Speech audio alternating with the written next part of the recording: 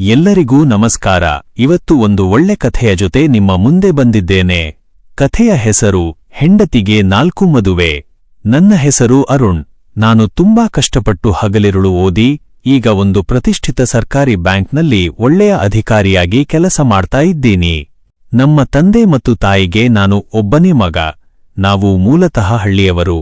ನಾನು ಬ್ಯಾಂಕ್ ಕೆಲಸಕ್ಕೆ ಸೇರಿ ಆರ್ಥಿಕವಾಗಿ ಚೆನ್ನಾಗಿ ಸೆಟಲ್ ಆಗಿ ಕೈತುಂಬಾ ಸಂಬಳ ಬರೋಕೆ ಶುರುವಾದ ಮೇಲೆ ಒಂದು ದೊಡ್ಡ ನಿರ್ಧಾರ ಮಾಡಿದೆ. ಹಳ್ಳಿಯಲ್ಲೇ ಇದ್ದ ನಮ್ಮ ಅಪ್ಪ ಅಮ್ಮನನ್ನು ಬೆಂಗಳೂರಿಗೆ ಕರೆದುಕೊಂಡು ಬಂದು ಅವರಿಗಾಗಿ ಇಲ್ಲೇ ಒಂದು ಸ್ವಂತ ಫ್ಲಾಟ್ ಕೂಡ ತಗೊಂಡೆ. ನನ್ನ ಬ್ಯಾಂಕ್ ಕೆಲಸ, ಆಫೀಸ್ ಜವಾಬ್ದಾರಿಗಳು ಮತ್ತು ಫ್ಯಾಮಿಲಿ ಅಂತ ನನ್ನ ಜೀವನ ತುಂಬಾ ನೆಮ್ಮದಿಯಾಗಿ ಶಿಸ್ತಿನಿಂದ ಸಾಗ್ತಾ ಇತ್ತು. ನಾನು ಲೈಫ್ನಲ್ಲಿ ಎಲ್ಲಾ ತರಹದಲ್ಲೂ ಚೆನ್ನಾಗಿ ಸೆಟಲ್ ಆಗಿದ್ದರಿಂದ ಮನೆಯಲ್ಲಿ ಅಪ್ಪ ಮತ್ತು ಅಮ್ಮ ಇಬ್ಬರಿಗೂ ನನ್ನ ಮದುವೆ ಮಾಡಬೇಕು ಅನ್ನೋ ಆಸೆ ತುಂಬಾ ದಿನಗಳಿಂದ ಇತ್ತು. ಈಗ ಅವರು ದಿನಾಲೂ ನನಗೆ ಮದುವೆ ಮಾಡಿಕೊಳ್ಳುವಂತೆ ತುಂಬಾ ಒತ್ತಾಯ ಮಾಡೋಕೆ ಶುರು ಮಾಡಿದ್ರು. ನನಗೂ ಕೂಡ ಬ್ಯಾಂಕ್ ಕೆಲಸದ ಒತ್ತಡಗಳ ಮಧ್ಯೆ ಮನೆಗೆ ಬಂದ್ರೆ ನನ್ನನ್ನು ಪ್ರೀತಿಯಿಂದ ಅರ್ಥ ಮಾಡಿಕೊಳ್ಳುವ, ನನ್ನ ಜೊತೆ ಹೆಗಲಿಗೆ ಹೆಗಲು ಕೊಟ್ಟು ನಡೆಯುವ ಮತ್ತು ವಯಸ್ಸಾದ ನನ್ನ ಅಪ್ಪ ಅಮ್ಮನನ್ನು ಸ್ವಂತ ಹೆತ್ತವರ ಹಾಗೆ ಗೌರವದಿಂದ ನೋಡಿಕೊಳ್ಳುವ ಒಂದು ಒಳ್ಳೆಯ ಹುಡುಗಿ ಸಿಕ್ಕರೆ ಮದುವೆಯಾಗಬೇಕು ಅನ್ನೋ ಆಸೆ ಇತ್ತು. ಮನೆಯವರ ಒತ್ತಾಯ ಹೆಚ್ಚಾದ ಹಾಗೆ ನಾನು ಕೂಡ ಮದುವೆಗೆ ಸಂಪೂರ್ಣವಾಗಿ ಒಪ್ಪಿಕೊಂಡು ಹುಡುಗಿಯರನ್ನ ನೋಡೋಕೆ ಶುರು ಮಾಡಿದೆ. ಮದುವೆ ಮಾರ್ಕೆಟ್ನಲ್ಲಿ ಗಂಡು ಸರ್ಕಾರಿ ಬ್ಯಾಂಕ್ ಉದ್ಯೋಗಿ ಅಂದರೆ ಕೇಳಬೇಕಾ? ನೂರಾರು ಮದುವೆ ಸಂಬಂಧಗಳು ಬರತೊಡಗಿದ್ವು. ಮದುವೆ ಬ್ರೋಕರ್ಗಳು ದಿನಾಲೂ ಫೋಟೋಗಳನ್ನು ತಂದುಕೊಡ್ತಾ ಇದ್ರು. ಆದರೆ ನಾನು ನೋಡಿದ ಯಾವ ಹುಡುಗಿಯರು ನನಗೆ ಅಷ್ಟಾಗಿ ಇಷ್ಟ ಆಗ್ತಾ ಇರಲಿಲ್ಲ. ಇತ್ತೀಚಿನ ದಿನಗಳಲ್ಲಿ ಹುಡುಗಿಯರಿಗೆ ಮದುವೆಯಾದ ಮೇಲೆ ಗಂಡನ ಅಪ್ಪ ಅಮ್ಮನ ಜೊತೆ ಒಂದೇ ಮನೆಯಲ್ಲಿ ಇರೋದು ಇಷ್ಟ ಇರೋದಿಲ್ಲ. ನನಗಂತೂ ನನ್ನ ಅಪ್ಪ ಅಮ್ಮನನ್ನು ಬಿಟ್ಟು ಒಂಟಿಯಾಗಿ ಇರೋದು ಇಷ್ಟ ಇರಲಿಲ್ಲ. ಹೀಗಾಗಿ ಬರ್ತಾ ಇದ್ದ ಸಂಬಂಧಗಳೆಲ್ಲ ಒಂದಲ್ಲ ಒಂದು ಕಾರಣಕ್ಕೆ ರಿಜೆಕ್ಟ್ ಆಗ್ತಾ ಇದ್ವು. ಆದರೆ ಮದುವೆಯ ಪ್ರಯತ್ನಗಳಂತೂ ನಿರಂತರವಾಗಿ ಸಾಗ್ತಾನೇ ಇತ್ತು. ನನಗೆ ಗೊತ್ತಿರಲಿಲ್ಲ ವಿಧಿ ನನ್ನ ಜೀವನದಲ್ಲಿ ಆಡಲು ಹೊರಟಿದ್ದ ಆಟವೇ ಬೇರೆಯಾಗಿತ್ತು ಅಂತ. ನನ್ನ ಬದುಕನ್ನೇ ಸಂಪೂರ್ಣವಾಗಿ ನರಕ ಮಾಡುವ ಆ ಘಟನೆಗಳು ಆರಂಭವಾಗಿದ್ದು ನಾನೇ ಊಹಿಸದ ಒಂದು ಸಾಮಾನ್ಯ ದಿನದಂದು. ಒಂದು ದಿನ ನಾನು ಬ್ಯಾಂಕಿನ ಕೆಲಸಗಳನ್ನೆಲ್ಲ ಮುಗಿಸಿ ಎಂದಿನಂತೆ ನನ್ನ ಕಾರಿನಲ್ಲಿ ಮನೆಗೆ ವಾಪಸ್ ಬರ್ತಾ ಇದ್ದೆ. ಅಂದು ವಾತಾವರಣ ಪೂರ್ತಿ ಬದಲಾಗಿ ಜೋರಾಗಿ ಮಳೆಗಾಳಿ ಶುರುವಾಗಿತ್ತು. ರಸ್ತೆಯಲ್ಲಿ ಸಂಚಾರ ಕೂಡ ಅಷ್ಟಕ್ಕಷ್ಟೇ ಇತ್ತು. ದುರಾದೃಷ್ಟವಶಾತ್ ಮನೆ ತಲುಪುವಷ್ಟರಲ್ಲಿ ದಾರಿಯ ಮಧ್ಯದಲ್ಲೇ ಹಠಾತ್ತನೆ ನನ್ನ ಕಾರು ಕೆಟ್ಟು ನಿಂತುಬಿಡ್ತು. ಇಂಜಿನ್ ಏನೋ ಕೈಕೊಟ್ಟಿತ್ತು. ನಾನು ತಕ್ಷಣ ನನಗೆ ಪರಿಚಯ ಇದ್ದ ಒಬ್ಬ ಮೆಕ್ಯಾನಿಕ್ಗೆ ಕಾಲ್ ಮಾಡಿ ವಿಷಯ ತಿಳಿಸಿದೆ. ಆದರೆ ಅವನು, ಸರ್, ಮಳೆ ತುಂಬಾ ಜೋರಾಗಿ ಬರ್ತಾ ಇರೋದ್ರಿಂದ ನಾನು ಅಲ್ಲಿಗೆ ಬರೋದು ಕಷ್ಟ, ಕಾರು ರೆಡಿ ಮಾಡೋಕೆ ತುಂಬಾ ಸಮಯ ತಗೊಳುತ್ತೆ ಅಂತ ಹೇಳಿದ. ಅದಕ್ಕೆ ನಾನು, ಸರಿಪ್ಪ, ನೀನು ನಾಳೆ ಬೆಳಗ್ಗೆ ಬಂದು ಕಾರು ತಗೊಂಡು ಹೋಗಿ ರೆಡಿ ಮಾಡಿಕೊಡು ಅಂತ ಹೇಳಿ ಅನಿವಾರ್ಯವಾಗಿ ಮೊಬೈಲ್ನಲ್ಲಿ ಆನ್ಲೈನ್ ಕ್ಯಾಬ್ ಬುಕ್ ಮಾಡಿದೆ. ಆದರೆ ಮಳೆ ಹೆಚ್ಚಾಗಿದ್ದರಿಂದ ನಾನು ಬುಕ್ ಮಾಡಿದ ವೆಹಿಕಲ್ ಬರೋಕೆ ಇನ್ನು ತುಂಬಾ ಸಮಯ ತೋರಿಸ್ತಾ ಇತ್ತು. ನಾನು ರಸ್ತೆಯ ಪಕ್ಕದಲ್ಲಿ ಕೊಡೆಯನ್ನ ಹಿಡಿದುಕೊಂಡು ಕ್ಯಾಬ್ಗೋಸ್ಕರ ಕಾಯ್ತಾ ನಿಂತಿದ್ದಾಗ ಹಠಾತ್ತನೆ ನನ್ನ ಕಣ್ಣ ಮುಂದೆ ಒಂದು ಕಾರು ಬಂದು ಬ್ರೇಕ್ ಹಾಕಿತು. ನಾನು ಯಾರಪ್ಪ ಇದು ಅಂತ ಸುಮ್ಮನೆ ನೋಡ್ತಾ ನಿಂತಿದ್ದೆ. ಆ ಕಾರ್ ಒಳಗಡೆ ಡ್ರೈವ್ ಮಾಡ್ತಾ ಇದ್ದ ವ್ಯಕ್ತಿ ವಿಂಡೋ ಗ್ಲಾಸ್ ಕೆಳಗಿಳಿಸಿ ಅತ್ಯಂತ ವಿನಯದಿಂದ, ಬನ್ನಿ ಸರ್, ಮಳೆ ತುಂಬಾ ಜೋರಾಗಿ ಬರ್ತಾ ಇದೆ, ಎಲ್ಲಿಗೆ ಹೋಗ್ಬೇಕು? ನಾನು ಡ್ರಾಪ್ ಮಾಡ್ತೀನಿ ಅಂತ ಕರೆದ. ಆದರೆ ಬ್ಯಾಂಕ್ ಉದ್ಯೋಗಿಯಾದ ನನಗೆ ಅಪರಿಚಿತರನ್ನು ಅಷ್ಟು ಸುಲಭವಾಗಿ ನಂಬುವ ಅಭ್ಯಾಸ ಇರಲಿಲ್ಲ. ಯಾರೋ ಏನೋ, ಈ ಅಪರಿಚಿತ ವ್ಯಕ್ತಿಯ ಜೊತೆಗೆ ನಾನು ಯಾಕೆ ಹೋಗ್ಬೇಕು ಅನ್ಕೊಂಡು, ಪರವಾಗಿಲ್ಲ ಸರ್, ಥ್ಯಾಂಕ್ಸ್, ನಾನು ಈಗಾಗಲೇ ಕ್ಯಾಬ್ ಬುಕ್ ಮಾಡಿದ್ದೀನಿ, ಅದು ಇನ್ನೇನು ಬಂದ್ಬಿಡುತ್ತೆ ಅಂತ ಹೇಳಿ ನಯವಾಗಿಯೇ ನಿರಾಕರಿಸಿದೆ. ಆ ವ್ಯಕ್ತಿ ಕೂಡ ಸರಿ ಸರ್, ನಿಮ್ಮಿಷ್ಟ ಅಂತ ಹೇಳಿ ಅಲ್ಲಿಂದ ಹೊರಟು ಹೋದ. ಕೊನೆಗೆ ನಾನು ಬುಕ್ ಮಾಡಿದ್ದ ಕ್ಯಾಬ್ ಬಂದ ಮೇಲೆ ಅದರಲ್ಲೇ ಮನೆಗೆ ತಲುಪಿದೆ. ಮಾರನೇ ದಿನ ಎಂದಿನಂತೆ ನನ್ನ ಅಪ್ಪ ಮತ್ತು ಅಮ್ಮ ಇಬ್ಬರೂ ನಮ್ಮ ಫ್ಲಾಟ್ ಪಕ್ಕದಲ್ಲೇ ಇದ್ದ ಪಾರ್ಕ್ಗೆ ಬೆಳಗ್ಗೆ ವಾಕಿಂಗ್ ಹೋಗಿದ್ರು. ಅಲ್ಲಿ ಅವರಿಗೆ ಯಾರೋ ಒಬ್ಬ ವ್ಯಕ್ತಿ ಪರಿಚಯ ಆಗಿದ್ದಾನೆ. ಅವನ ಮಾತುಕತೆಯ ಶೈಲಿ ಅಪ್ಪ ಅಮ್ಮನಿಗೆ ತುಂಬಾ ಇಷ್ಟವಾಗಿ ಅವರಿಬ್ಬರೂ ಅವನ ಜೊತೆ ತುಂಬಾ ಸಲಿಗೆಯಿಂದ ಮಾತನಾಡ್ತಾ ನನ್ನ ಮದುವೆಯ ವಿಷಯವನ್ನ ಪ್ರಸ್ತಾಪ ಮಾಡಿದ್ದಾರೆ. ನನ್ನ ಮಗ ಸರ್ಕಾರಿ ಬ್ಯಾಂಕ್ನಲ್ಲಿ ಆಫೀಸರ್ ಆಗಿದ್ದಾನೆ, ಕೈತುಂಬಾ ಸಂಬಳ ಇದೆ, ಬೆಂಗಳೂರಲ್ಲೇ ಸ್ವಂತ ಫ್ಲಾಟ್ ತಗೊಂಡಿದ್ದಾನೆ, ಆದರೆ ಅವನಿಗೆ ತಕ್ಕ ಒಳ್ಳೆಯ ಹುಡುಗಿ ಸಿಗ್ತಾ ಇಲ್ಲ ಅಂತ ಅಪ್ಪ ಅಮ್ಮ ಹೇಳಿದ್ದಾರೆ. ಆಗ ಆ ವ್ಯಕ್ತಿ, ಅಯ್ಯೋ ಹೌದಾ ಸರ್, ನಾನು ಕೂಡ ಮದುವೆ ಹುಡುಗಿಗಳನ್ನು ಸೆಟ್ ಮಾಡಿಕೊಡುವ ಬ್ರೋಕರ್ ಕೆಲಸನೇ ಮಾಡೋದು. ಕಾಕತಾಳೀಯ ಅಂದ್ರೆ ನನ್ನ ಸ್ವಂತ ತಂಗಿನೇ ಒಬ್ಬಳು ಇದ್ದಾಳೆ. ನೋಡೋಕೆ ತುಂಬಾ ಚೆನ್ನಾಗಿದ್ದಾಳೆ, ಮನೆ ಕೆಲಸಗಳನ್ನೆಲ್ಲ ಅಚ್ಚುಕಟ್ಟಾಗಿ ಮಾಡ್ತಾಳೆ. ನೀವು ಒಪ್ಪೋದಾದ್ರೆ ನನ್ನ ತಂಗಿಯ ಫೋಟೋ ತೋರಿಸ್ತೀನಿ ಅಂತ ಹೇಳಿ ತನ್ನ ಮೊಬೈಲ್ನಲ್ಲಿದ್ದ ಹುಡುಗಿಯ ಫೋಟೋವನ್ನು ನನ್ನ ತಂದೆಯ ಫೋನಿಗೆ ಕಳಿಸಿದ್ದಾನೆ. ಜೊತೆಗೆ ನಮ್ಮ ಅಪ್ಪ ಅಮ್ಮ ಕೂಡ ನನ್ನ ಫೋಟೋವನ್ನು ಅವನಿಗೆ ತೋರಿಸಿ, ನಮ್ಮ ಮಗನಿಗೆ ಈ ಫೋಟೋ ತೋರಿಸ್ತೀವಿ, ಅವನಿಗೆ ಇಷ್ಟ ಆದ್ರೆ ಮುಂದಿನ ಮಾತುಕತೆ ಆಡೋಣ ಅಂತ ಹೇಳಿ ಅವನ ಫೋನ್ ನಂಬರ್ ತಗೊಂಡು ಮನೆಗೆ ಬಂದ್ರು. ಸಂಜೆ ನಾನು ಬ್ಯಾಂಕ್ನಿಂದ ಮನೆಗೆ ಬಂದ ತಕ್ಷಣ ಅಪ್ಪ ಅಮ್ಮ ತುಂಬಾ ಖುಷಿಯಿಂದ ಪಾರ್ಕ್ನಲ್ಲಿ ನಡೆದ ವಿಷಯವನ್ನ ಹೇಳಿ ಆ ಬ್ರೋಕರ್ ಕಳಿಸಿದ್ದ ಹುಡುಗಿಯ ಫೋಟೋವನ್ನು ನನ್ನ ಕೈಗೆ ಕೊಟ್ಟರು. ನಾನು ಫೋಟೋ ನೋಡಿದ ತಕ್ಷಣ ಒಂದು ಕ್ಷಣ ಸ್ತಬ್ಧನಾಗಿಬಿಟ್ಟೆ. ಆ ಹುಡುಗಿ ನೋಡೋಕೆ ಅಷ್ಟು ಸುಂದರವಾಗಿ, ತುಂಬಾನೇ ಲಕ್ಷಣವಾಗಿ ದೇವತೆ ತರ ಕಾಣಿಸ್ತಾ ಇದ್ಲು. ಅವಳ ಮುಖದಲ್ಲಿದ್ದ ಆ ಮುಗ್ಧತೆ ನನಗೆ ಮೊದಲ ನೋಟದಲ್ಲೇ ತುಂಬಾ ಇಷ್ಟ ಆಗಿಬಿಡ್ತು.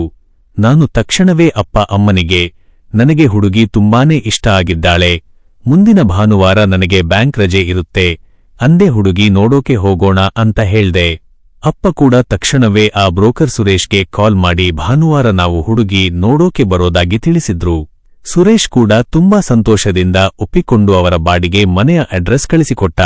ಆದರೆ ನನಗಾಗಲಿ ನನ್ನ ಹೆತ್ತವರಿಗಾಗಲಿ ಅಸ್ವಸ್ಥಗೊಳಿಸುವ ಆ ಕರಾಳ ಸತ್ಯದ ಸಣ್ಣ ಸುಳಿವು ಕೂಡ ಸಿಕ್ಕಿರಲಿಲ್ಲ.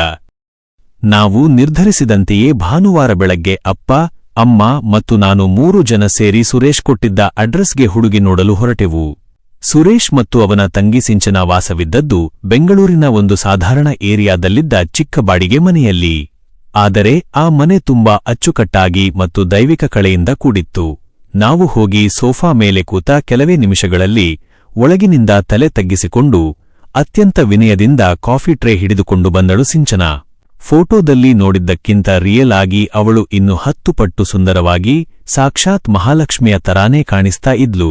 ಹಸಿರು ಬಣ್ಣದ ಚೂಡಿದಾರ್ ಹಾಕಿಕೊಂಡು ಮುಖದಲ್ಲಿ ಒಂದು ಸಣ್ಣ ನಸುನಗು ಬೀರುತ್ತಾ ನಮಗೆ ಕಾಫಿ ಕೊಟ್ಟಳು. ಅವಳ ನಡವಳಿಕೆ, ಆ ನಡೆನುಡಿ ಎಲ್ಲವೂ ನನ್ನ ಮನಸ್ಸನ್ನು ಪೂರ್ತಿಯಾಗಿ ಕದ್ದುಬಿಟ್ಟವು. ಕಾಫಿ ಕುಡಿದು ಮುಗಿಸಿದ ಮೇಲೆ ಸುರೇಶ್ ನಮ್ಮ ಜೊತೆ ಮಾತನಾಡಲು ಶುರು ಮಾಡಿದ. ಅವನ ಧ್ವನಿಯಲ್ಲಿ ಒಂದು ರೀತಿಯ ಮುಗ್ಧತೆ ಮತ್ತು ನೋವಿತ್ತು. ಸುರೇಶ್ ತುಂಬಾ ಭಾವುಕನಾಗಿ, ಸರ್, ನಮಗೆ ಅಪ್ಪ ಅಮ್ಮ ಯಾರೂ ಇಲ್ಲ. ನಾವು ತುಂಬಾ ಚಿಕ್ಕ ವಯಸ್ಸಿನಲ್ಲಿ ಇರುವಾಗಲೇ ಅವರು ಅಪಘಾತದಲ್ಲಿ ತೀರಿಹೋದ್ರು. ನಾವು ಕಷ್ಟದಲ್ಲಿದ್ದಾಗ ನಮ್ಮ ಸ್ವಂತ ನೆಂಟ್ರು ಯಾರೂ ನಮ್ಮ ಕೈ ಹಿಡಿಯಲಿಲ್ಲ. ಅದಕ್ಕೆ ನಾನು ಹಳ್ಳಿಯಿಂದ ನನ್ನ ತಂಗಿಯನ್ನ ಕರ್ಕೊಂಡು ಬೆಂಗಳೂರಿಗೆ ಬಂದುಬಿಟ್ಟೆ. ಇಲ್ಲಿ ಸಣ್ಣ ಪುಟ್ಟ ಬ್ರೋಕರ್ ಕೆಲಸ ಮಾಡ್ಕೊಂಡು ಇವಳನ್ನ ಸಾಕ್ತಾ ಇದ್ದೀನಿ. ನಮಗೆ ಆಸ್ತಿ ಪಾಸ್ತಿ ಅಂತ ಏನೂ ಇಲ್ಲ ಸರ್. ನನ್ನ ತಂಗಿ SSLCವರೆಗೆ ಓದಿದ್ದಾಳೆ. ಕೆಲಸಕ್ಕೆ ಹೋಗ್ತೀನಿ ಅಂದ್ಲು, ಆದ್ರೆ ಈಗಿನ ಕಾಲ ಸರಿಯಿಲ್ಲ ಅಂತ ನಾನೇ ಕಳಿಸಲಿಲ್ಲ. ಮನೆಯಲ್ಲೇ ಇದ್ದು ಟೈಲರಿಂಗ್ ಮಾಡ್ತಾಳೆ. ನಮ್ಮದು ನಿಮ್ಮದು ಜಾತಿ ಬೇರೆ ಇರಬಹುದು, ಆದ್ರೆ ಹುಡುಗ ಒಳ್ಳೆಯವನಾಗಿದ್ರೆ ಸಾಕು ಅಂತ ನನ್ನ ಆಸೆ ಎಂದು ಕಣ್ಣೀರು ಹಾಕಿದ. ಸುರೇಶನ ಮಾತುಗಳನ್ನು ಕೇಳಿ ನನ್ನ ಅಪ್ಪ ಅಮ್ಮನ ಮನಸ್ಸು ಕರಗಿಹೋಯಿತು. ನಾವು ಅಷ್ಟೇ ಸುರೇಶ್, ಜಾತಿಗೆ ಆಸ್ತಿಗಲ್ಲ ಪ್ರಾಮುಖ್ಯತೆ ಕೊಡಲ್ಲ. ಹುಡುಗಿ ಒಳ್ಳೆಯವಳಾಗಿದ್ದು ಮನೆಗೆ ಹೊಂದ್ಕೊಂಡು ಹೋದ್ರೆ ಅಷ್ಟೇ ಸಾಕು. ನಮಗೂ ಅದ್ದೂರಿ ಮದುವೆ ಇಷ್ಟ ಇಲ್ಲ ಎಂದು ಅಪ್ಪ ಸಮಾಧಾನ ಮಾಡಿದರು. ನಂತರ ನಾನು ಸಿಂಚನಾಳ ಹತ್ತಿರ ಹೋಗಿ, ನನಗೆ ನೀನು ಇಷ್ಟ ಆಗಿದ್ದೀಯಾ, ನಿನಗೆ ಈ ಮದುವೆ ಇಷ್ಟನಾ ಅಂತ ಕೇಳಿದೆ. ಅದಕ್ಕೆ ಅವಳು ತಲೆ ತಗ್ಗಿಸಿ ನಾಚಿಕೆಯಿಂದ, ನಮ್ಮ ಅಣ್ಣನಿಗೆ ಒಪ್ಪಿಗೆ ಆದ್ರೆ ನನಗೂ ಒಪ್ಪಿಗೆ, ನೀವು ನನಗೆ ತುಂಬಾ ಇಷ್ಟ ಆದ್ರಿ ಅಂತ ಮೆಲ್ಲಗೆ ಹೇಳಿದಳು. ಅಲ್ಲೇ ಮದುವೆ ಫಿಕ್ಸ್ ಆಯ್ತು. ಸುರೇಶ್ ತುಂಬಾ ಖುಷಿಯಿಂದ ಸ್ವೀಟ್ಸ್ ತಂದುಕೊಟ್ಟ. ನಾನು ಸಿಂಚನಾಳ ಫೋನ್ ನಂಬರ್ ಇಸ್ಕೊಂಡು ಮನೆಗೆ ಬಂದೆ. ಮುಂದಿನ ತಿಂಗಳಲ್ಲೇ ಒಂದು ಒಳ್ಳೆಯ ಮುಹೂರ್ತ ಇದ್ದಿದ್ದರಿಂದ ಹತ್ತಿರದ ದೇವಸ್ಥಾನದಲ್ಲೇ ಅತ್ಯಂತ ಸರಳವಾಗಿ ಮದುವೆ ಮಾಡಿಕೊಳ್ಳೋಣ ಅಂತ ತೀರ್ಮಾನ ಮಾಡಿದೆವು. ಅದಕ್ಕೆ ಸುರೇಶ್ ಕೂಡ ಒಪ್ಪಿಕೊಂಡ. ಮದುವೆ ಫಿಕ್ಸ್ ಆದ ದಿನದಿಂದ ನಾನು ಪ್ರತಿದಿನ ಸಿಂಚನಾಗೆ ಬ್ಯಾಂಕ್ ಕೆಲಸ ಮುಗಿಸಿ ಫೋನ್ ಮಾಡಿ ಗಂಟೆಗಟ್ಟಲೆ ಮಾತನಾಡ್ತಾ ಇದ್ದೆ. ಅವಳು ತುಂಬಾ ಮುಗ್ಧವಾಗಿ, ಪ್ರೀತಿಯಿಂದ ಸಂಸಾರದ ಕನಸುಗಳ ಬಗ್ಗೆ ಮಾತನಾಡ್ತಾ ಇದ್ಲು. ಬಡವರು ಎಂಬ ಕಾರಣಕ್ಕೆ ಮದುವೆಗೆ ಬೇಕಾದ ಎಲ್ಲಾ ದುಬಾರಿ ಸೀರೆಗಳು, ಬಟ್ಟೆಗಳು ಮತ್ತು ಸುಮಾರು 100 ಗ್ರಾಂ ಚಿನ್ನದ ಒಡವೆಗಳನ್ನು ನಾನೇ ಸ್ವತಃ ಬ್ಯಾಂಕ್ನಿಂದ ದುಡ್ಡು ಡ್ರಾ ಮಾಡಿ ಅವಳಿಗೆ ಮಾಡಿಸಿಕೊಟ್ಟೆ. ಅವಳು ಕೂಡ ಮಗುವಿನಂತೆ ತುಂಬಾ ಖುಷಿಪಟ್ಟಳು. ನೋಡ್ತಾ ಇದ್ದ ಹಾಗೆ ಮದುವೆಯ ದಿನವೂ ಬಂದೇ ಬಿಟ್ಟಿತು. ಸುರೇಶ್ ಮೊದಲೇ ಹೇಳಿದ ಹಾಗೆ ಅವರ ಕಡೆಯಿಂದ ಮದುವೆಗೆ ಬಂದಿದ್ದು ಕೇವಲ ಸುರೇಶ್ ಒಬ್ಬನೇ. ನಮಗೆ ಜಗತ್ತಿನಲ್ಲಿ ಯಾರೂ ಇಲ್ಲ ಸರ್, ನಾವಿಬ್ಬರೇ ಪ್ರಪಂಚ ಅಂದಿದ್ದರಿಂದ ನಾವು ಅಷ್ಟಾಗಿ ತಲೆಕೆಡಿಸಿಕೊಳ್ಳಲಿಲ್ಲ. ನಮ್ಮ ತೀರಾ ಹತ್ತಿರದ ಕೆಲವೇ ಜನರನ್ನು ಕರೆದು ದೇವಸ್ಥಾನದಲ್ಲಿ ಸರಳವಾಗಿ ಮದುವೆಯಾಗಿ ಅವಳಿಗೆ ತಾಳಿ ಕಟ್ಟಿದೆ. ಆದರೆ ಬ್ಯಾಂಕ್ ಉದ್ಯೋಗಿಯಾಗಿ ಎಲ್ಲಾ ಕಾಗದ ಪತ್ರಗಳನ್ನು ಸರಿಯಾಗಿ ನೋಡುವ ನಾನೇ ಅಂದು ಒಂದು ಸಣ್ಣ ತಪ್ಪು ಮಾಡಿದೆ. ಆತುರದಲ್ಲಿ ನಮ್ಮ ಮದುವೆಯನ್ನು ರಿಜಿಸ್ಟರ್ ಮಾಡಿಸಲಿಲ್ಲ. ಮದುವೆ ಮುಗಿದು ಸಿಂಚನ ತಾಯಿ ಮುಖ ಮಾಡಿ ನಮ್ಮ ಮನೆಗೆ ಸೊಸೆಯಾಗಿ ಹೆಜ್ಜೆ ಇಟ್ಟಳು. ಅಂದು ನನ್ನ ಬದುಕಿನ ಅತ್ಯಂತ ಸಂತೋಷದ ದಿನ ಅಂದುಕೊಂಡಿದ್ದೆ. ಆದರೆ ಅದೇ ನನ್ನ ಬದುಕಿನ ಕರಾಳ ಅಧ್ಯಾಯದ ಆರಂಭವಾಗಿತ್ತು. ಸಿಂಚನ ನಮ್ಮ ಮನೆಗೆ ಬಂದ ಮೇಲೆ ನನ್ನ ಬದುಕು ಸಂಪೂರ್ಣವಾಗಿ ಬದಲಾಗಿ ಹೋಯಿತು. ಅವಳು ಕೇವಲ ಹೆಂಡತಿಯಾಗಿ ಮಾತ್ರವಲ್ಲ, ಈ ಮನೆಯ ಜೀವಾಳವಾಗಿ ಬಿಟ್ಟಳು. ದಿನಾ ಬೆಳಗ್ಗೆ ನಾನು ಏಳುವ ಮುಂಚೆಯೇ ಎದ್ದು ಸ್ನಾನ ಮುಗಿಸಿ ನನಗಾಗಿ ಬೆಡ್ ಕಾಫಿ ತಂದುಕೊಡ್ತಾ ಇದ್ಲು. ನಾನು ಬ್ಯಾಂಕ್ಗೆ ಹೊರಡುವಷ್ಟರಲ್ಲಿ ನನ್ನ ಬಟ್ಟೆಗಳನ್ನೆಲ್ಲ ಅಚ್ಚುಕಟ್ಟಾಗಿ ಐರನ್ ಮಾಡಿ ಜೋಡಿಸಿ ಇಡ್ತಾ ಇದ್ದು. ನನ್ನ ಇಷ್ಟ ಕಷ್ಟಗಳನ್ನು ಮೊದಲೇ ಅರಿತು ಮಧ್ಯಾಹ್ನ ಬ್ಯಾಂಕ್ಗೆ ಬಿಸಿ ಬಿಸಿಯಾದ ರುಚಿಕರವಾದ ಅಡುಗೆಯನ್ನು ಲಂಚ್ ಬಾಕ್ಸ್ ಮಾಡಿ ಕೊಡ್ತಾ ಇದ್ಲು. ಬ್ಯಾಂಕ್ನಲ್ಲಿ ಕೆಲಸದ ಒತ್ತಡದ ಮಧ್ಯೆಯೂ ಮಧ್ಯಾಹ್ನ ತಪ್ಪದೆ ಫೋನ್ ಮಾಡಿ, "ರೀ, ಊಟ ಮಾಡಿದ್ರಾ? ಆರೋಗ್ಯ ಹುಷಾರಾಗಿ ನೋಡಿಕೊಳ್ಳಿ" ಅಂತ ನನ್ನ ಯೋಗಕ್ಷೇಮ ವಿಚಾರಿಸ್ತಾ ಇದ್ಲು. ಅವಳ ಈ ಪ್ರೀತಿ ನನ್ನ ಎಲ್ಲಾ ಆಯಾಸವನ್ನು ಮರೆಸುತ್ತಿತ್ತು. ಇನ್ನು ನಮ್ಮ ಅಪ್ಪ ಅಮ್ಮನನ್ನಂತೂ ಅವಳು ಸ್ವಂತ ಹೆತ್ತವರಿಗಿಂತಲೂ ಹೆಚ್ಚಾಗಿ ಆರೈಕೆ ಮಾಡ್ತಾ ಇದ್ಲು. ಅಮ್ಮನಿಗೆ ವಯಸ್ಸಾಗಿದ್ದರಿಂದ ಮನೆಯ ಯಾವ ಕೆಲಸಕ್ಕೂ ಕೈ ಹಾಕಲು ಬಿಡ್ತಾ ಇರಲಿಲ್ಲ. ಟೈಮ್ ಟು ಟೈಮ್ ಅಪ್ಪ ಅಮ್ಮನಿಗೆ ಕಾಫಿ, ತಿಂಡಿ, ಮಾತ್ರೆಗಳನ್ನೆಲ್ಲ ಕೊಟ್ಟು ಅವರ ಜೊತೆ ಹರಟೆ ಹೊಡೆಯುತ್ತಾ ಕಾಲ ಕಳಿತಾ ಇದ್ಲು. ಅಪ್ಪ ಅಮ್ಮ ಕೂಡ ನಮಗೆ ಮಗಳಿಲ್ಲ ಅನ್ನೋ ಕೊರಗನ್ನು ಸಿಂಚನ ದೂರ ಮಾಡಿದ್ದಾಳೆ, ಇಂಥ ಸೊಸೆ ಸಿಗಲು ನಾವು ಪುಣ್ಯ ಮಾಡಿದ್ದೆವು ಅಂತ ದಿನಾಲೂ ಅವಳನ್ನು ಹೊಗಳ್ತಾ ಇದ್ರು. ನಾನು ವೀಕೆಂಡ್ನಲ್ಲಿ ಸಿಂಚನಾಳನ್ನು ಹೊರಗಡೆ ಎಲ್ಲಾದರೂ ಸುತ್ತಾಡಲು ಅಥವಾ ಸಿನಿಮಾಗೆ ಹೋಗೋಣ ಅಂತ ಕರೆದರೆ ಅವಳು ಒಂಟಿಯಾಗಿ ಬರಲು ಒಪ್ಪುತ್ತಿರಲಿಲ್ಲ. "ರೀ, ಅಪ್ಪ ಅಮ್ಮ ದಿನವಿಡೀ ಮನೆಯಲ್ಲೇ ಇರ್ತಾರೆ, ಅವರಿಗೂ ಬೇಜಾರಾಗುತ್ತೆ. ನಮ್ಮ ಜೊತೆ ಅವರಿಬ್ಬರನ್ನೂ ಕರ್ಕೊಂಡು ಹೋಗೋಣ" ಅಂತ ಇದ್ಲು. ಅವಳ ಈ ಸಂಸ್ಕಾರ ಮತ್ತು ದೊಡ್ಡ ಗುಣವನ್ನು ನೋಡಿ ನನ್ನ ಹೆಂಡತಿಯಾಗಿ ಸಿಂಚನ ಸಿಕ್ಕಿದ್ದು ನನ್ನ ಬದುಕಿನ ಅತ್ಯಂತ ದೊಡ್ಡ ಅದೃಷ್ಟ ಅಂತಾನೆ ನಾನು ಭಾವಿಸಿದ್ದೆ. ಇತ್ತೀಚಿನ ದಿನಗಳಲ್ಲಿ ಮದುವೆಯಾದ ತಕ್ಷಣ ಪ್ರೈವಸಿ ಬೇಕು, ಗಂಡ ಹೆಂಡತಿ ಮಾತ್ರ ಸಪರೇಟ್ ಇರೋಣ ಎನ್ನುವ ಹುಡುಗಿಯರ ಮಧ್ಯೆ ಸಿಂಚನ ಎಲ್ಲರನ್ನೂ ಒಟ್ಟಿಗೆ ಕರೆದುಕೊಂಡು ಹೋಗುವ ರೀತಿ ನಿಜಕ್ಕೂ ನನಗೆ ಆಶ್ಚರ್ಯ ಮೂಡಿಸಿತ್ತು. ಈ ಮಧ್ಯೆ ಸುರೇಶ್ ಕೂಡ ಅವಾಗವಾಗ ನಮ್ಮ ಮನೆಗೆ ಬಂದು ತಂಗಿಯನ್ನು ನೋಡ್ಕೊಂಡು ಹೋಗ್ತಾ ಇದ್ದ.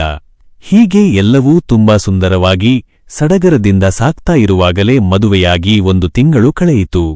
ಅದೇ ಸಮಯದಲ್ಲಿ ನನ್ನ ಬ್ಯಾಂಕ್ನ ಇನ್ವೆಸ್ಟ್ಮೆಂಟ್ಗಳು ಮತ್ತು ಕೆಲವು ವೈಯಕ್ತಿಕ ವ್ಯವಹಾರಗಳಿಂದ ನನಗೆ ಒಂದಷ್ಟು ದೊಡ್ಡ ಮೊತ್ತದ ಹಣ ಕೈ ಸೇರಿತು.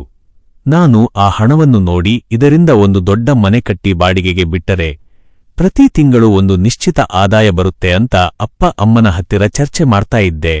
ಆಗ ಅಲ್ಲಿಗೆ ಬಂದ ಸಿಂಚನ ಒಂದು ಅದ್ಭುತವಾದ ಸಲಹೆ ಕೊಟ್ಟಳು.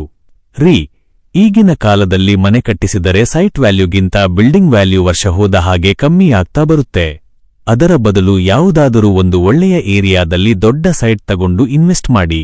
ದಿನದಿಂದ ದಿನಕ್ಕೆ ಜಾಗದ ಬೆಲೆ ಗಗನಕ್ಕೆ ಏರುತ್ತೆ. ನಮಗೆ ಭವಿಷ್ಯದಲ್ಲಿ ತೀರಾ ಅವಶ್ಯಕತೆ ಬಿದ್ದಾಗ ಅದನ್ನ ಹೆಚ್ಚಿನ ಲಾಭಕ್ಕೆ ಮಾರಬಹುದು. ಜೊತೆಗೆ ಬಾಡಿಗೆದಾರರ ತಲೆನೋವು ಕೂಡ ಇರೋದಿಲ್ಲ" ಅಂದಳು. ಒಬ್ಬ ಬ್ಯಾಂಕ್ ಅಧಿಕಾರಿಯಾದ ನನಗೆ ಹೊಳೆಯದ ಈ ಇನ್ವೆಸ್ಟ್ಮೆಂಟ್ ಪ್ಲಾನ್ ಸಿಂಚನಾಳಿಗೆ ಗೊತ್ತಿರುವುದನ್ನು ನೋಡಿ ನನಗೆ ಅವಳ ಮೇಲೆ ಗೌರವ ಇನ್ನೂ 100 ಪಟ್ಟು ಹೆಚ್ಚಾಯಿತು. ಅವಳ ಮಾತು 100ಕ್ಕೆ 100 ಸರಿ ಎನಿಸಿತು. ತಕ್ಷಣವೇ ನಾನು ಪರಿಚಯದವರ ಮೂಲಕ ಒಂದು ಒಳ್ಳೆಯ ಸೈಟ್ ಹುಡುಕಲು ಶುರು ಮಾಡಿದೆ. ಅದೃಷ್ಟವಶಾತ್ ಸಿಂಚನ ಹೇಳಿದಂತೆಯೇ ಒಂದು ಪ್ರೈಮ್ ಲೊಕೇಶನ್ನಲ್ಲಿ ಸೈಟ್ ಸಿಕ್ಕಿತು. ಜಾಗದ ಮಾಲೀಕರಿಗೆ ಹಣದ ಅರ್ಜೆಂಟ್ ಅವಶ್ಯಕತೆ ಇದ್ದಿದ್ದರಿಂದ ತುಂಬಾ ಕಡಿಮೆ ಬೆಲೆಗೆ ಕೊಡ್ತೀನಿ, ಆದರೆ ಆದಷ್ಟು ಬೇಗ ರಿಜಿಸ್ಟ್ರೇಷನ್ ಮಾಡಿಕೊಳ್ಳಬೇಕು ಅಂತ ಕಂಡೀಷನ್ ಹಾಕಿದ್ರು. ನಾನು ಕೂಡ ತಡ ಮಾಡದೆ ಸೈಟ್ ಅಗ್ರಿಮೆಂಟ್ ಮುಗಿಸಿ ರಿಜಿಸ್ಟ್ರೇಷನ್ಗೆ ಡೇಟ್ ಫಿಕ್ಸ್ ಮಾಡಿದೆ. ನಾಳೆ ಬೆಳಗ್ಗೆ 10 ಗಂಟೆಗೆ ಸೈಟ್ ರಿಜಿಸ್ಟ್ರೇಷನ್ ಇದೆ ಅನ್ನುವಾಗ ಅದರ ಹಿಂದಿನ ದಿನವೇ ನಾನು ಬ್ಯಾಂಕ್ನಿಂದ ಲಕ್ಷಾಂತರ ರೂಪಾಯಿ ಕ್ಯಾಶ್ ಡ್ರಾ ಮಾಡಿಕೊಂಡು ಬಂದು ಮನೆಯ ಬೆಡ್ರೂಮ್ ಕಬೋರ್ಡ್ನಲ್ಲಿ ಅತ್ಯಂತ ಜಾಗರೂಕತೆಯಿಂದ ಇಟ್ಟಿದ್ದೆ. ಮರುದಿನ ನನ್ನ ಬದುಕಿನ ಒಂದು ಹೊಸ ಆಸ್ತಿ ಕೈ ಸೇರುತ್ತೆ ಅನ್ನೋ ಖುಷಿಯಲ್ಲಿ ಅಂದು ರಾತ್ರಿ ಸಿಂಚನ ಮಾಡಿದ ಅಡುಗೆಯನ್ನು ನಾವೆಲ್ಲರೂ ಸವಿದು ನೆಮ್ಮದಿಯಿಂದ ಮಲಗಲು ಹೋದೆವು. ಆದರೆ ಆ ರಾತ್ರಿಯೇ ನನ್ನ ಬದುಕಿನ ಅತಿ ದೊಡ್ಡ ಕರಾಳ ರಾತ್ರಿಯಾಗುತ್ತೆ ಅಂತ ನಾನು ಕಲ್ಪನೆಯಲ್ಲೂ ಯೋಚಿಸಿರಲಿಲ್ಲ. ಮಾರನೇ ದಿನ ಬೆಳಗ್ಗೆ ನನಗೆ ಎಚ್ಚರ ಆದಾಗ ಅಸ್ಪಷ್ಟವಾಗಿ ಸಮಯ ನೋಡಿದೆ. ಬೆಚ್ಚಿ ಬೀಳುವ ಸರದಿ ನನ್ನದಾಗಿತ್ತು, ಏಕೆಂದರೆ ಗಡಿಯಾರದಲ್ಲಿ ಸಮಯ ಬೆಳಗ್ಗೆ 11 ಗಂಟೆ ತೋರಿಸ್ತಾ ಇತ್ತು. ದಿನಾಲೂ ಬೆಳಗ್ಗೆ 6 ಗಂಟೆಗೆಲ್ಲ ಎಚ್ಚರವಾಗುತ್ತಿದ್ದ ನನಗೆ ಇವತ್ತು ಇಷ್ಟೊಂದು ತಡವಾಗಿ ಎಚ್ಚರಾಗಿದ್ದನ್ನು ನೋಡಿ ನನಗೆ ನಂಬಲು ಸಾಧ್ಯವಾಗಲಿಲ್ಲ. ತಲೆ ವಿಪರೀತ ಭಾರವಾಗಿತ್ತು, ಕಣ್ಣುಗಳನ್ನು ಬಿಡಲು ತುಂಬಾ ಕಷ್ಟ ಆಗ್ತಾ ಇತ್ತು. ಮೈಯೆಲ್ಲ ಏನೋ ಒಂಥರ ನಿಶ್ಶಕ್ತಿ ಆವರಿಸಿಕೊಂಡಿತ್ತು. ನಾನು ಪ್ರಯಾಸಪಟ್ಟು ಹಾಸಿಗೆಯಿಂದ ಎದ್ದು ಸಿಂಚನ ಅಂತ ಜೋರಾಗಿ ಕೂಗಿದೆ. ಇವತ್ತು ಬ್ಯಾಂಕ್ ಕೆಲಸದ ದೊಡ್ಡ ಜವಾಬ್ದಾರಿ ಇತ್ತು. ಸೈಟ್ ರಿಜಿಸ್ಟ್ರೇಷನ್ ಇತ್ತು. ಅಷ್ಟೊತ್ತಿಗಾಗಲೇ ರಿಜಿಸ್ಟ್ರೇಷನ್ ಆಫೀಸ್ಗೆ ಹೋಗಬೇಕಾಗಿದ್ದ ನನ್ನನ್ನು ಸಿಂಚನಾ ಯಾಕೆ ಎಬ್ಬಿಸಲಿಲ್ಲ ಅಂತ ಕೋಪ ಮಾಡಿಕೊಳ್ಳುತ್ತಾ ಬೆಡ್ರೂಮ್ನಿಂದ ಆಚೆ ಬಂದೆ. ಆದರೆ ಇಡೀ ಮನೆ ಸ್ಮಶಾನದಂತೆ ಮೌನವಾಗಿತ್ತು. ಕಿಚನ್ನಲ್ಲಾಗಲಿ ಹಾಲಿನಲ್ಲಾಗಲಿ ಎಲ್ಲೂ ಸಿಂಚನಾ ಕಾಣಿಸಲಿಲ್ಲ. ಗಾಬರಿಯಿಂದ ನಾನು ಸೀದಾ ಅಪ್ಪ ಅಮ್ಮನ ರೂಮಿಗೆ ಓಡಿಹೋದೆ. ಅಲ್ಲಿ ನೋಡಿದರೆ ಅಪ್ಪ ಮತ್ತು ಅಮ್ಮ ಇಬ್ಬರೂ ಇನ್ನು ಗಾಢವಾದ ನಿದ್ರೆಯಲ್ಲಿದ್ದರು. ವಯಸ್ಸಾಗಿದ್ದರೂ ದಿನಾಲೂ ಮುಂಜಾನೆಯೇ ಏಳುತ್ತಿದ್ದ ನನ್ನ ಹೆತ್ತವರು ಇಷ್ಟೊತ್ತಾದರೂ ಎದ್ದಿರಲಿಲ್ಲ. ನಾನು ತಕ್ಷಣ ಅಪ್ಪನ ಹೆಗಲು ಹಿಡಿದು ಜೋರಾಗಿ ತಟ್ಟಿ ಎಬ್ಬಿಸಲು ಪ್ರಯತ್ನಿಸಿದೆ. ತುಂಬಾ ಕಷ್ಟಪಟ್ಟು ನಿಧಾನವಾಗಿ ಕಣ್ಣು ಬಿಟ್ಟ ಅಪ್ಪ ತಲೆ ಸವರುತ್ತಾ, ಏನೋ ಆಕಾಶ್. ಇಲ್ಲ ಅರುಣ್, ಇವತ್ತು ಯಾಕೋ ತಲೆ ತುಂಬಾ ಸುತ್ತು ಬರ್ತಾ ಇದೆ, ಕಣ್ಣು ಬಿಡೋಕೆ ಆಗ್ತಾ ಇಲ್ಲ ಅಂತ ತಡಬಡಾಯಿಸಿದರು. ಅಮ್ಮನ ಪರಿಸ್ಥಿತಿಯೂ ಹಾಗೇ ಇತ್ತು. ನನಗೆ ಏನೋ ಕೆಟ್ಟದ್ದು ನಡೆದಿದೆ ಎಂಬ ಅನುಮಾನ ತಲೆಯಲ್ಲಿ ಫ್ಲಾಶ್ ಆಯಿತು. ತಕ್ಷಣ ರೂಮಿನಿಂದ ಹೊರಗೆ ಬಂದು ನೋಡಿದಾಗ ಮನೆಯ ಮೇನ್ ಡೋರ್ ಲಾಕ್ ಆಗಿರಲಿಲ್ಲ, ಜಸ್ಟ್ ಹಾಗೆ ವಾಚ್ ಮಾಡಿ ಮುಚ್ಚಲಾಗಿತ್ತು. ನಾನು ಸೀದಾ ನನ್ನ ಬೆಡ್ರೂಮ್ಗೆ ಓಡಿ ಬಂದು ಕಬೋರ್ಡ್ ಬಾಗಿಲನ್ನು ಜೋರಾಗಿ ಎಳೆದೆ. ಅಯ್ಯೋ ದೇವರೇ! ಕಬೋರ್ಡ್ ಒಳಗಡೆ ನೋಡಿದ ತಕ್ಷಣ ನನ್ನ ಇಡೀ ಜಗತ್ತೇ ಒಂದು ಕ್ಷಣ ಶೂನ್ಯವಾಗಿ ಬಿಟ್ಟಿತು. ನಾನು ನಿನ್ನೆ ತಾನೇ ಸೈಟ್ ರಿಜಿಸ್ಟ್ರೇಷನ್ಗಾಗಿ ಬ್ಯಾಂಕ್ನಿಂದ ಡ್ರಾ ಮಾಡಿ ತಂದಿಟ್ಟಿದ್ದ ಲಕ್ಷಾಂತರ ರೂಪಾಯಿ ಹಣದ ಬಂಡಲ್ ಅಲ್ಲಿ ಇರಲಿಲ್ಲ. ಅದರ ಜೊತೆಗೆ ಅಮ್ಮ ಮತ್ತು ಸಿಂಚನಾಳಿಗಾಗಿ ಮಾಡಿಸಿದ್ದ ಎಲ್ಲಾ ಚಿನ್ನದ ಒಡವೆಗಳ ಬಾಕ್ಸ್ಗಳು ಖಾಲಿಯಾಗಿದ್ದವು. ಅದೇ ಕಬೋರ್ಡ್ನ ಪಕ್ಕದ ಡ್ರಾಯರ್ನಲ್ಲಿ ಒಂದು ಖಾಲಿಯಾದ ನಿದ್ರೆ ಮಾತ್ರೆಗಳ ಸ್ಟ್ರಿಪ್ ಬಿದ್ದಿತ್ತು. ಅದನ್ನು ನೋಡಿದ ತಕ್ಷಣ ನನಗೆ ಎಲ್ಲಾ ಸತ್ಯವೂ ಅರಿವಿಗೆ ಬಂತು. ಸಿಂಚನಾ ನಮಗೆ ರಾತ್ರಿ ಊಟದಲ್ಲಿ ವಂಚನೆಯಿಂದ ನಿದ್ರೆ ಮಾತ್ರೆಗಳನ್ನು ಬೆರೆಸಿದ್ದಳು. ನಾವೆಲ್ಲರೂ ಪ್ರಜ್ಞೆ ತಪ್ಪಿ ಮಲಗಿದ ಮೇಲೆ ಅವಳು ಮನೆಯಲ್ಲಿದ್ದ ಹಣ, ಚಿನ್ನದ ಒಡವೆ ಎಲ್ಲವನ್ನೂ ದೋಚಿಕೊಂಡು ಮಧ್ಯರಾತ್ರಿಯೇ ಪರಾರಿಯಾಗಿದ್ದಳು. ನಾನು ಪ್ರಾಣಕ್ಕಿಂತ ಹೆಚ್ಚಾಗಿ ನಂಬಿದ್ದ ಹೆಂಡತಿ, ನನ್ನ ಹೆತ್ತವರನ್ನು ಸ್ವಂತ ಹೆತ್ತವರಿಗಿಂತ ಹೆಚ್ಚಾಗಿ ನೋಡಿಕೊಳ್ಳುತ್ತಿದ್ದ ಆ ಮುಗ್ಧ ಸೊಸೆ ಇಂತಹ ದೊಡ್ಡ ನಂಬಿಕೆ ದ್ರೋಹದ ಕೆಲಸ ಮಾಡಿದ್ದಾಳೆ ಅಂದರೆ ನನ್ನ ಮನಸ್ಸಿಗೆ ಅದನ್ನು ಒಪ್ಪಿಕೊಳ್ಳಲು ಸಾಧ್ಯವೇ ಆಗ್ತಾ ಇರಲಿಲ್ಲ. ನಾನು ತಕ್ಷಣ ನಡುಗುವ ಕೈಗಳಿಂದ ಮೊಬೈಲ್ ತೆಗೆದುಕೊಂಡು ಅವಳ ಅಣ್ಣ ಸುರೇಶ್ಗೆ ಕಾಲ್ ಮಾಡಿದೆ. ಆದರೆ ಅವನ ಫೋನ್ ಸ್ವಿಚ್ ಆಫ್ ಬರ್ತಾ ಇತ್ತು. ತಕ್ಷಣವೇ ಕಾರು ತೆಗೆದುಕೊಂಡು ಸುರೇಶ್ ವಾಸವಿದ್ದ ಆ ಬಾಡಿಗೆ ಮನೆಗೆ ಧಾವಿಸಿದೆ. ಆದರೆ ಅಲ್ಲಿಗೆ ಹೋದಾಗ ನನಗೆ ಮತ್ತೊಂದು ದೊಡ್ಡ ಆಘಾತ ಕಾದಿತ್ತು. ಆ ಮನೆಗೆ ಬೀಗ ಹಾಕಲಾಗಿತ್ತು. ಅಕ್ಕಪಕ್ಕದವರನ್ನು ವಿಚಾರಿಸಿದಾಗ ಅವರು, ಅಯ್ಯೋ ಸರ್, ಅವರು ವಾರದ ಮುಂಚೆಯೇ ಇಲ್ಲಿಂದ ಎಲ್ಲಾ ಸಾಮಾನುಗಳನ್ನು ಪ್ಯಾಕ್ ಮಾಡಿಕೊಂಡು ಖಾಲಿ ಮಾಡಿಕೊಂಡು ಹೋಗಿದ್ದಾರೆ ಅಂತ ಹೇಳಿದರು. ಅಂದರೆ ಅವರು ನಮ್ಮ ಮನೆಗೆ ಬರುವ ಮುಂಚೆಯೇ ಈ ಜಾಗವನ್ನು ಖಾಲಿ ಮಾಡಿದ್ದರು. ಇದೆಲ್ಲವೂ ಮೊದಲೇ ಪ್ಲಾನ್ ಮಾಡಿದ ಮಾಸ್ಟರ್ ಸ್ಕೆಚ್ ಆಗಿತ್ತು. ನನಗೆ ತಲೆ ಸುತ್ತಿ ಬಂದು ಅಲ್ಲೇ ರಸ್ತೆಯಲ್ಲೇ ಕುಳಿತುಬಿಟ್ಟೆ. ಕಣ್ಣಿನಿಂದ ನೀರು ಧಾರೆಧಾರೆಯಾಗಿ ಹರಿಯುತ್ತಿತ್ತು. ಹಣ ಹೋಗಿದ್ದಕ್ಕಿಂತ ನಾನು ಮನಸಾರೆ ಪ್ರೀತಿಸಿದ, ದೇವತೆಯಂತೆ ನಂಬಿದ ಹೆಂಡತಿ ನನಗೆ ಇಷ್ಟು ದೊಡ್ಡ ವಂಚನೆ ಮಾಡಿದಳಲ್ಲ ಎಂಬ ದುಃಖ ನನ್ನನ್ನು ಜೀವಂತವಾಗಿ ಕೊಲ್ಲುತ್ತಿತ್ತು. ಕೊನೆಗೆ ನಾನು ಮನೆಗೆ ಬಂದು ಅಪ್ಪ ಅಮ್ಮನಿಗೆ ವಿಷಯ ತಿಳಿಸಿದೆ. ಅವರು ತಲೆಯ ಮೇಲೆ ಕೈ ಹೊತ್ತು ಅಳಲು ಶುರು ಮಾಡಿದರು. ನಾನು ತಡ ಮಾಡದೆ ನಮ್ಮ ಮದುವೆಯ ಕೆಲವು ಫೋಟೋಗಳನ್ನು ತೆಗೆದುಕೊಳ್ಳಿ ಸೀದಾ ಪೊಲೀಸ್ ಸ್ಟೇಷನ್ ಮೆಟ್ಟಿಲೇರಿದೆ. ಪೊಲೀಸ್ ಇನ್ಸ್ಪೆಕ್ಟರ್ ಮುಂದೆ ನಿಂತು ನನ್ನ ಇಡೀ ಕಥೆಯನ್ನು ವಿವರವಾಗಿ ಹೇಳಿ ಕಂಪ್ಲೇಂಟ್ ದಾಖಲಿಸಿದೆ. ನನ್ನ ಕಥೆ ಕೇಳಿದ ಇನ್ಸ್ಪೆಕ್ಟರ್ ನನ್ನನ್ನು ನೋಡಿ ವ್ಯಂಗ್ಯವಾಗಿ ನಕ್ಕರು. ಎನ್ರಿ ಬ್ಯಾಂಕ್ನಲ್ಲಿ ಆಫೀಸರ್ ಆಗಿದ್ದೀರಾ? ಒಬ್ಬ ಹುಡುಗಿಯ ಹಿಂದೆ ಮುಂದೆ ಅವಳ ಬ್ಯಾಕ್ಗ್ರೌಂಡ್ ಏನೂ ತಿಳಿಯದೆ ಕೇವಲ ಬ್ರೋಕರ್ ಮಾತನ್ನು ನಂಬಿ ಮದುವೆಯಾಗಿಬಿಟ್ಟರಾ ಅಂತ ಕೇಳಿದಾಗ ನನಗೆ ಉತ್ತರಿಸಲು ಯಾವುದೇ ಮಾತುಗಳಿರಲಿಲ್ಲ. ಪೊಲೀಸರು ಪ್ರಕರಣ ದಾಖಲಿಸಿಕೊಂಡು ತನಿಖೆ ಶುರು ಮಾಡಿದರು. ಆದರೆ ಮುಂದಿನ ದಿನಗಳಲ್ಲಿ ಪೊಲೀಸರ ತನಿಖೆಯಿಂದ ಹೊರಬರಲಿದ್ದ ಆ ಮಹಾಸ್ಫೋಟಕ ಸತ್ಯ ನನ್ನ ಇಡೀ ಬದುಕನ್ನೇ ಬುಡಮೇಲು ಮಾಡುತ್ತದೆ ಎಂದು ನಾನು ಭಾವಿಸಿರಲಿಲ್ಲ. ಪೊಲೀಸ್ ಸ್ಟೇಷನ್ನಲ್ಲಿ ಕಂಪ್ಲೇಂಟ್ ಕೊಟ್ಟು ಮನೆಗೆ ಬಂದ ಮೇಲಂತೂ ನನ್ನ ಪರಿಸ್ಥಿತಿ ನರಕದ ತರ ಆಗಿತ್ತು. ಬ್ಯಾಂಕ್ ಕೆಲಸಕ್ಕೂ ರಜೆ ಹಾಕಿ ದಿನವಿಡೀ ರೂಮ್ನಲ್ಲೇ ಕೂತು ಕಣ್ಣೀರು ಹಾಕ್ತಾ ಇದ್ದೆ. ಅತ್ತ ಅಪ್ಪ ಅಮ್ಮ ವಯಸ್ಸಾದ ಕಾಲದಲ್ಲಿ ಮಗಳ ತರ ಬಂದ ಸೊಸೆ ಇಷ್ಟು ದೊಡ್ಡ ದ್ರೋಹ ಮಾಡಿ ಹೋದಳಲ್ಲ ಅಂತ ನೊಂದುಕೊಂಡು ಹಾಸಿಗೆ ಹಿಡಿದಿದ್ದರು. ಇಡೀ ಸಮಾಜದಲ್ಲಿ ಬ್ಯಾಂಕ್ನಲ್ಲಿ ನನ್ನ ಮಾನಮರ್ಯಾದೆ ಹರಾಜಾಗಿತ್ತು. ಯಾರ ಮುಖ ನೋಡುವುದಕ್ಕೂ ನನಗೆ ಆಗ್ತಾ ಇರಲಿಲ್ಲ. ಪ್ರತಿದಿನ ಪೊಲೀಸ್ ಸ್ಟೇಷನ್ಗೆ ಹೋಗಿ ಇನ್ಸ್ಪೆಕ್ಟರ್ ಹತ್ತಿರ, ಸರ್, ಸಿಂಚನಾ ಮತ್ತು ಸುರೇಶ್ ಬಗ್ಗೆ ಏನಾದರೂ ಮಾಹಿತಿ ಸಿಕ್ತಾ ಅಂತ ಕೇಳ್ತಾ ಇದ್ದೆ. ಆದರೆ ಅವರಿಂದ ಪ್ರಯತ್ನ ಮಾಡ್ತಾ ಇದ್ದೀವಿ ಅರುಣ್, ಅವರು ಪ್ರೊಫೆಷನಲ್ ಕಳ್ಳರ ತರ ಇದ್ದಾರೆ, ಸುಳಿವು ಸಿಗೋದು ಕಷ್ಟ ಆಗ್ತಿದೆ ಅನ್ನೋ ನಿರಾಶಾದಾಯಕ ಉತ್ತರನೇ ಬರ್ತಾಯಿತ್ತು. ಹೀಗೆ ಕಣ್ಣೀರಿನಲ್ಲೇ 10 ದಿನಗಳು ಕಳೆದು ಹೋದವು. ಒಂದು ದಿನ ಬೆಳಗ್ಗೆ ಇದ್ದಕ್ಕಿದ್ದಂತೆ ಇನ್ಸ್ಪೆಕ್ಟರ್ ಕಡೆಯಿಂದ ನನಗೆ ಫೋನ್ ಬಂತು. ಅರುಣ್, ತಕ್ಷಣ ಸ್ಟೇಷನ್ಗೆ ಬನ್ನಿ. ನೀವು ಹುಡುಕ್ತಾ ಇದ್ದ ಆ ಇಬ್ಬರು ಅಸಾಮಿಗಳು ಸಿಕ್ಕಿಬಿದ್ದಿದ್ದಾರೆ ಅಂದರು. ಆ ಮಾತು ಕೇಳಿದ ತಕ್ಷಣ ನನ್ನ ಮೈಯಲ್ಲಿ ಕೋಪದ ಜ್ವಾಲೆ ಎದ್ದಿತು. ಕಾರು ತಗೊಂಡು ಸೀದಾ ಪೊಲೀಸ್ ಸ್ಟೇಷನ್ಗೆ ಓಡಿದೆ. ಒಳಗಡೆ ಹೋಗಿ ನೋಡಿದ್ರೆ ಲಾಕಪ್ ಪಕ್ಕದಲ್ಲಿ ಸಿಂಚನಾ ಮತ್ತು ಸುರೇಶ್ ಇಬ್ಬರೂ ತಲೆ ತಗ್ಗಿಸಿ ನಿಂತಿದ್ದರು. ನನಗೆ ನನ್ನ ಕೋಪ ತಡೆದುಕೊಳ್ಳೋಕೆ ಆಗಲಿಲ್ಲ. ಸಿಂಚನಾಳ ಹತ್ತಿರ ಹೋಗಿ ಜೋರಾಗಿ ಕಿರುಚಿದೆ.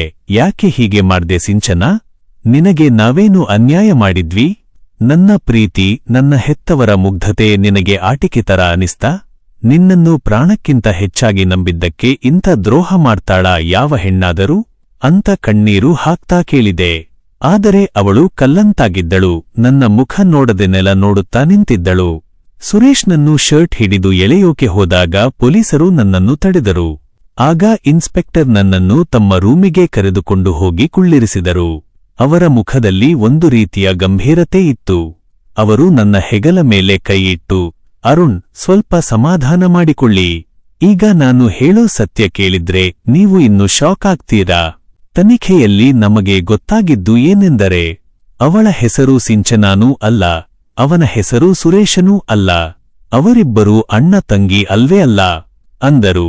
ನಾನು ದಿಕ್ಕಮೆದ್ದು, ಏನು ಅಣ್ಣ ತಂಗಿ ಅಲ್ವಾ? ಮತ್ತೆ ಯಾರು ಸರ್ ಅವರು ಅಂತ ಕೇಳಿದೆ. ಆಗ ಇನ್ಸ್ಪೆಕ್ಟರ್ ಆ ಮಹಾಸ್ಫೋಟಕ ಸತ್ಯವನ್ನು ಬಿಚ್ಚಿಟ್ಟರು. ಅವರಿಬ್ಬರೂ ಕಾನೂನುಬದ್ಧವಾಗಿ ಮದುವೆಯಾಗಿರೋ ಸ್ವಂತ ಗಂಡ ಹೆಂಡತಿ. ಆ ಮಾತು ಕೇಳಿದ ತಕ್ಷಣ ನನ್ನ ತಲೆಗೆ ಯಾರೋ ದೊಡ್ಡ ಸುತ್ತಿಗೆಯಿಂದ ಹೊಡೆದ ಹಾಗೆ ಆಯಿತು. ಕಣ್ಣು ಕತ್ತಲೆ ಬಂತು. ಸ್ವಂತ ಹೆಂಡತಿಗೆ ಅಣ್ಣನ ನಾಟಕವಾಡಿ ಮದುವೆ ಮಾಡಿಸಿಕೊಡೋ ಗಂಡ ಇರ್ತಾನಾ? ಇನ್ಸ್ಪೆಕ್ಟರ್ ಮುಂದುವರಿಸಿದರು. ಹೌದು ಅರುಣ್, ಇವರಿಬ್ಬರ ಅಸಲಿ ದಂಧೆಯೇ ಇದು. ಐಷಾರಾಮಿ ಜೀವನ ನಡೆಸಬೇಕು ಅನ್ನೋ ಆಸೆಗಾಗಿ ಈ ಗಂಡ ಹೆಂಡತಿ ಸೇರಿ ಈ ಕಳ್ಳ ದಾರಿ ಹಿಡಿದಿದ್ದಾರೆ. ಬೇರೆ ಬೇರೆ ಊರುಗಳಿಗೆ ಹೋಗೋದು, ಅಲ್ಲಿ ನಾವಿಬ್ಬರು ಅಣ್ಣ ತಂಗಿ ಅಂತ ಸುಳ್ಳು ಹೇಳಿ ಬಾಡಿಗೆ ಮನೆ ಮಾಡೋದು. ನಂತರ ಈ ಸುರೇಶ್ ತಾನು ಮದುವೆ ಬ್ರೋಕರ್ ಅಂತ ಪಾರ್ಕ್, ದೇವಸ್ಥಾನಗಳಲ್ಲಿ ಶ್ರೀಮಂತರು ಅಥವಾ ಒಳ್ಳೆಯ ಸರ್ಕಾರಿ ಕೆಲಸದಲ್ಲಿರೋ ಒಂಟಿ ಹುಡುಗರ ಹೆತ್ತವರನ್ನು ಟಾರ್ಗೆಟ್ ಮಾಡ್ತಾನೆ.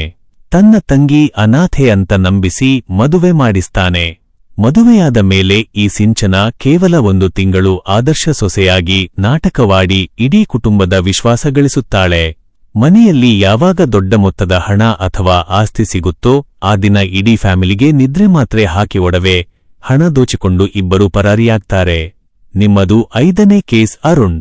ಈಗಾಗಲೇ ಇವಳು 4 ಜನರನ್ನು ಇದೇ ರೀತಿ ಮದುವೆಯಾಗಿ ಕೋಟ್ಯಂತರ ರೂಪಾಯಿ ದೋಚಿದ್ದಾಳೆ. ಇದೆಲ್ಲವನ್ನೂ ಕೇಳಿದ ನನಗೆ ಈ ಸಮಾಜದ ಕ್ರೂರತೆ ನೆನಪಾಗಿ ಮೈನಡುಗಿತು. ಹಣದ ಆಸೆಗಾಗಿ ಒಬ್ಬ ಮನುಷ್ಯ ತನ್ನ ಹೆಂಡತಿಯನ್ನೇ ಬೇರೆಯವರ ಹಾಸಿಗೆಗೆ ತಳ್ಳಲು ರೆಡಿಯಾಗ್ತಾನಾ? ಇನ್ನು ಸಿಂಚನಾ ಮಾಡಿದ್ದ ಆ ಪ್ರೀತಿ, ಆ ಕಾಳಜಿ, ಅಪ್ಪ ಅಮ್ಮನಿಗೆ ಕೊಟ್ಟ ಬೆಡ್ ಕಾಫಿ ಎಲ್ಲವೂ ಕೇವಲ 1 ತಿಂಗಳ ಸ್ಕೆಚ್ ಆಗಿತ್ತಲ್ಲ ಅಂತ ನೆನೆಸಿಕೊಂಡಾಗ ನನ್ನ ಪ್ರೀತಿಯ ಮೇಲಿದ್ದ ನಂಬಿಕೆಯೇ ಹೊರಟು ಹೋಯಿತು. ಅದೃಷ್ಟವಶಾತ್ ಅವರು ನಮ್ಮ ಮನೆಯಿಂದ ದೋಚಿದ್ದ ಲಕ್ಷಾಂತರ ರೂಪಾಯಿ ಹಣ ಮತ್ತು ಚಿನ್ನದ ಒಡವೆಗಳನ್ನು ಪೊಲೀಸರು ಅವರಿಂದ ರಿಕವರಿ ಮಾಡಿದ್ದರು. ಆ ವಂಚಕ ಗಂಡ ಹೆಂಡತಿ ಇಬ್ಬರಿಗೂ ಕೋರ್ಟ್ ಕಠಿಣ ಜೈಲು ಶಿಕ್ಷೆ ವಿಧಿಸಿತು. ಹಣವೇನೂ ವಾಪಸ್ ಬಂತು, ಸೈಟ್ ಕೂಡ ರಿಜಿಸ್ಟ್ರೇಷನ್ ಆಯಿತು. ಆದರೆ ನನ್ನ ಮನಸ್ಸಿಗೆ ಬಿದ್ದ ಆ ಗಾಯ ಮಾತ್ರ ಮಾಯಲಿಲ್ಲ. ಈ ಘಟನೆಯಿಂದ ನಾನು ಯಾರನ್ನೂ ನಂಬದ ಹಾಗೆ ಆಗಿಬಿಟ್ಟೆ. ಪ್ರತಿಯೊಬ್ಬರನ್ನೂ ಅನುಮಾನದ ದೃಷ್ಟಿಯಿಂದಲೇ ನೋಡ್ತಾ 4 ವರ್ಷಗಳ ಕಾಲ ಮದುವೆಯೇ ಬೇಡ ಅಂತ ಒಂಟಿಯಾಗಿದ್ದೆ.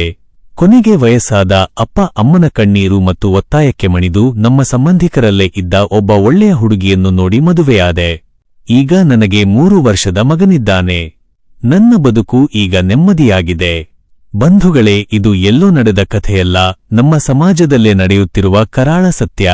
ಯಾರನ್ನೇ ಆಗಲಿ ಅವರ ಹಿನ್ನೆಲೆ ತಿಳಿಯದೆ ಅತಿಯಾಗಿ ನಂಬಬೇಡಿ. ಅಪರಿಚಿತರ ಮುಗ್ಧ ಮುಖದ ಹಿಂದೆ ಇಂತಹ ಕ್ರಿಮಿನಲ್ ಮುಖಗಳು ಅಡಗಿರಬಹುದು, ಎಚ್ಚರಿಕೆಯಿಂದಿರಿ. ಬಂಧುಗಳೇ, ಈ ಕಥೆ ಇಲ್ಲಿಗೆ ಮುಗಿಯಿತು.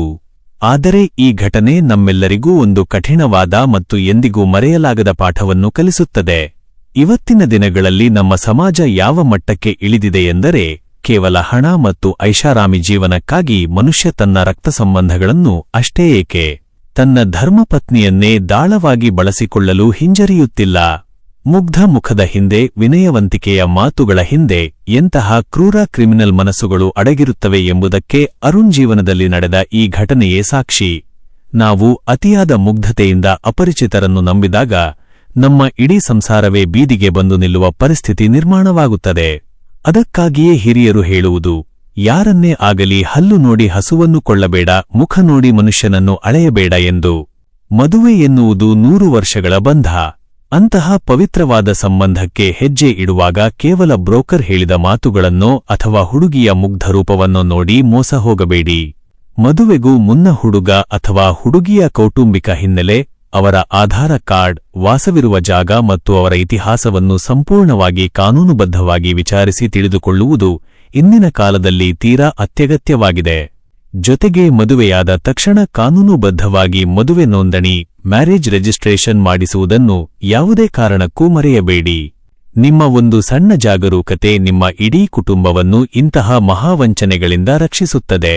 ಈ ಕಥೆ ಮತ್ತು ಇದರಲ್ಲಿರುವ ಜಾಗೃತಿಯ ಸಂದೇಶ ನಿಮಗೆ ಇಷ್ಟವಾಗಿದ್ದರೆ ದಯವಿಟ್ಟು ಈ ವಿಡಿಯೋವನ್ನು ಲೈಕ್ ಮಾಡಿ ಮತ್ತು ನಿಮ್ಮ ಸ್ನೇಹಿತರು ಹಾಗೂ ಕುಟುಂಬದವರೊಂದಿಗೆ ಶೇರ್ ಮಾಡಿ, ಅವರಿಗೂ ಈ ಬಗ್ಗೆ ಜಾಗೃತಿ ಮೂಡಿಸಿ.